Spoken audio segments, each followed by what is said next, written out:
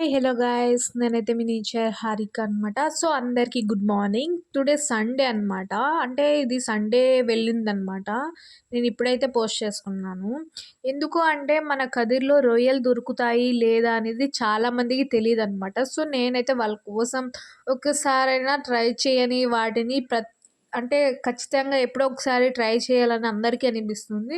So నాకైతే ఈరోజు వచ్చిందనమాట. రొయ్యలు ఇంతవరకు నేనైతే ఒక్కసారి చూడలేదు డైరెక్ట్‌గా. అలాగే టేస్ట్ కూడా చేయలేదనమాట. ఇంకా టేస్ట్ అయితే చేసేద్దాం అనేసి ఒక హాఫ్ కేజీ అయితే తీసుకున్నామంట. అవి క్లీన్ చేయలోపు సగానికి సగం తగ్గిపోయాయి. ఇంకా మా మమ్మీ ఆ రొయ్యలు తక్కువే తీసుకున్నామనేసి ఫిష్ కూడా తీసుకుంది ఒక కేజీ. ఇంక ఈ ఫిష్ కటింగ్ చేస్తున్నప్పుడు మాకు అందులో ఫిష్ ఎగ్ అయితే వచ్చిందనమాట. సో ఆ ఫిష్ ఎగ్ అనేది ఫ్రై చేసుకుంటే టేస్ట్ మాత్రం సూపర్‌గా ఉంటుంది. ఇంకా ఆ ఫిష్ ఎగ్ కూడా మేమైతే తీసుకునేసాము. ఇంకా అప్పుడు నాకు తెలిసిందనమాట రొయ్యలు ఇక్కడ వెయిట్ చెక్ చేశాను ఎంతుంది ఏంటనేసి. సో సగానికి సగం తగ్గిపోయింది. నేనైతే ఇక్కడికొచ్చాక ఒక 3 రకాల ఫిష్‌లయితే చూసాననమాట.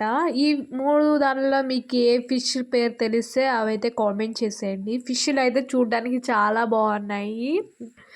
Okay. Thank you so much. Bye. I love you. ఎవరైనా కదిర్లో ఉంటే ట్రై